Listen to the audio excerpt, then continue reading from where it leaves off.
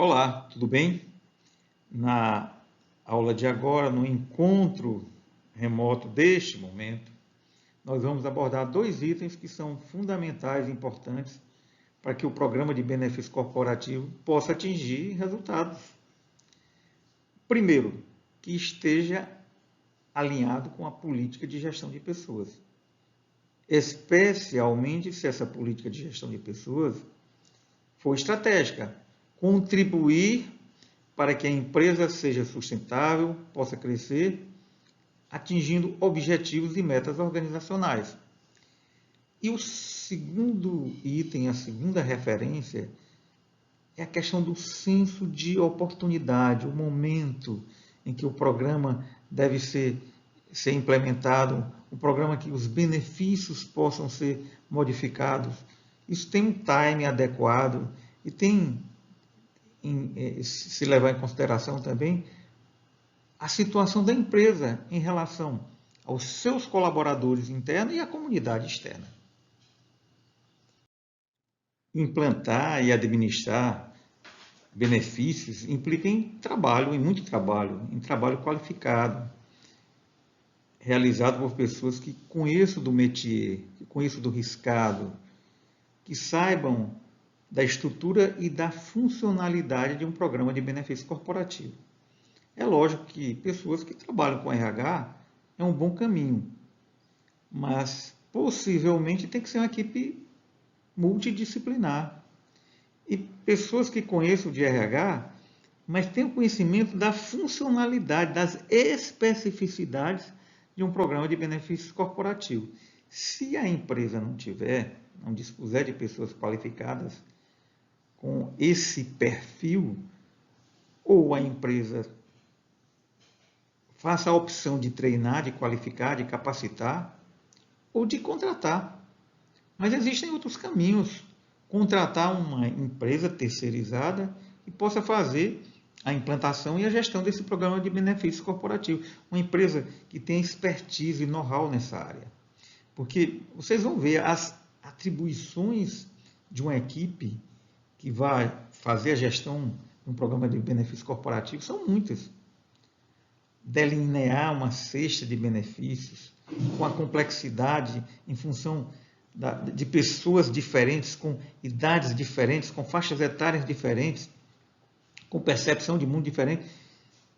Considerar que muitas empresas têm centenas de colaboradores internos, às vezes até milhares de colaboradores internos, que atuam em diversas áreas do país, em regiões distintas, empresas que têm unidades fora do país. Então, uma cesta de benefício corporativo ela tem que ser realmente aquela que possa, de fato, mexer com o emocional das pessoas. E não é fácil, não é tão simples. Então, a mão de obra, né, tem que ser qualificada, capaz de dimensionar custos, capaz de fazer pesquisas de clima, avaliação de desempenho de um programa de benefício corporativo, definir espaços físicos. Muitos benefícios são concedidos dentro da própria organização.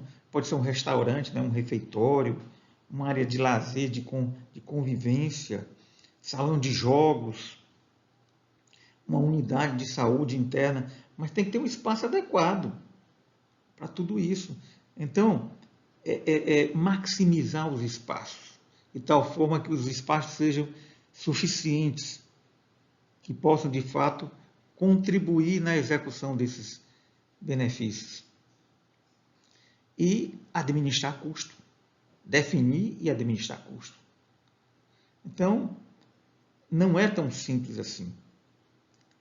E, redundando, né? Finalizando com toda essa complexidade da funcionalidade de uma cesta de benefícios, avaliar os resultados. A gente sabe que um programa de benefício corporativo incide em custos, mas se tem a expectativa de que esses custos se transformem em investimento.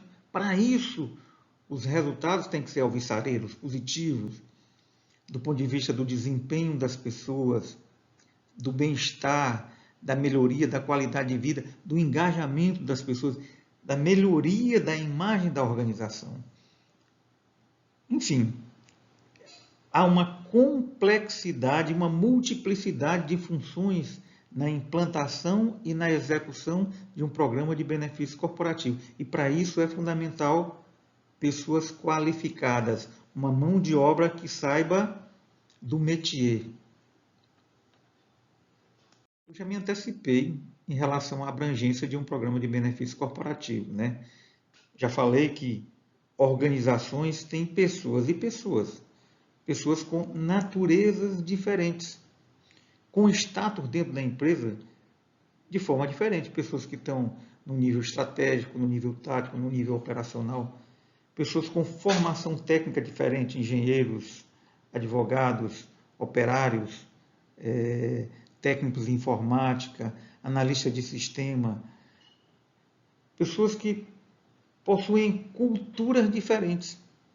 Empresas que têm uma abrangência só numa determinada cidade, ou mesmo dentro de uma mesma cidade, em regiões diferentes da cidade, com unidades diferentes. E cada região pode ter um nível de necessidade diferente. Uma tem um transporte coletivo urbano muito bom, com trens, com metrôs, e outras não têm. Existem empresas que atuam em vários lugares do país, em regiões distintas. No sul do Brasil, por exemplo, são condições completamente diferentes do Nordeste, ou do Centro-Oeste, ou da região Norte. Ora, então, um mesmo programa de benefício corporativo não pode ser benéfico para todas as pessoas, se as pessoas têm expectativas e necessidades diferentes. Então, dependendo da estrutura da empresa e de onde ela atuar, é preciso que essa cesta de benefícios, que esse programa de benefícios, seja flexível e que seja desenhado em função do perfil do grupo de colaboradores de uma determinada unidade.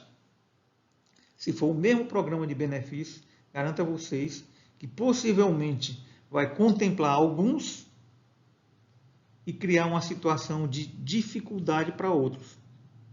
Não vai atingir as expectativas de todos. Certamente não vai atingir as expectativas de todos. Vocês estão percebendo que a gestão de um programa de benefício corporativo não é tão simples assim, é complexa. São muitas variáveis intervenientes nesse processo. Não basta serem benefícios corporativos de excelência, de qualidade, realizados por parceiros competentes que tenham know-how e tenham realmente expertise naquilo que estão fazendo. É preciso que se leve em consideração também o tempo, o momento oportuno. E os analistas, os consultores de benefícios corporativos recomendam algumas situações que devem ser evitadas pelas organizações empresariais no momento de conceder os benefícios corporativos. Evitar que haja coincidência com a data base, aquela data que é definida por lei ou por convenção coletiva de trabalho para aumento e reposição das perdas salariais em função, por exemplo, do processo inflacionário.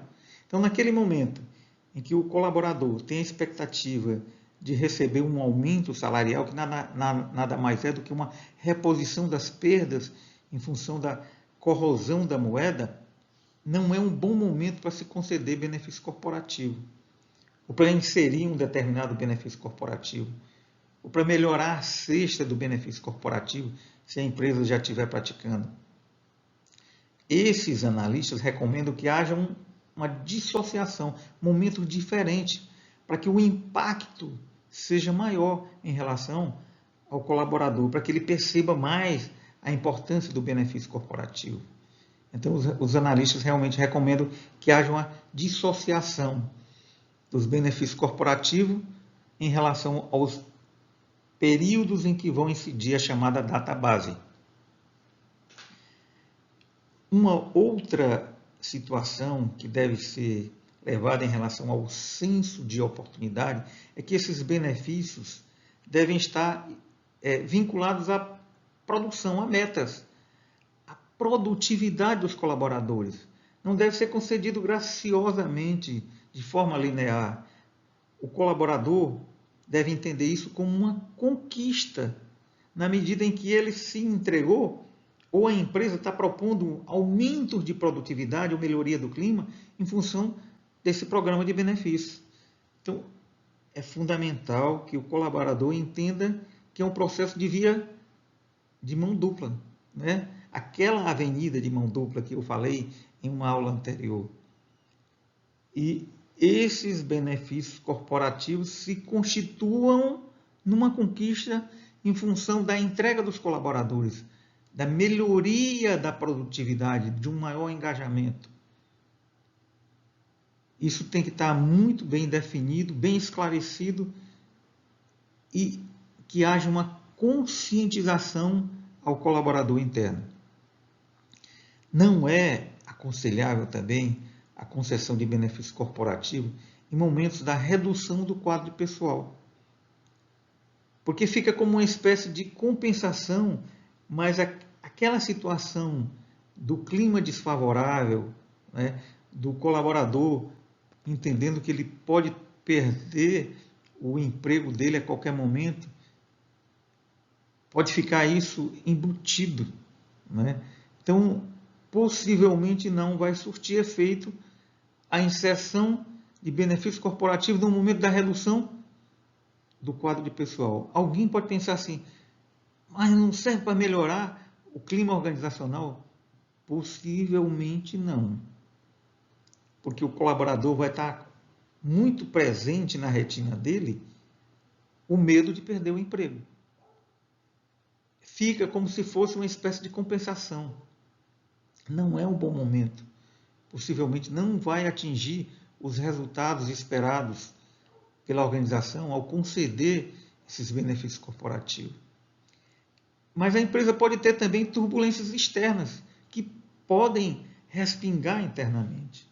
E o exemplo que me veio agora à cabeça foi aquele acidente infeliz que aconteceu com a população de Brumadinho, né?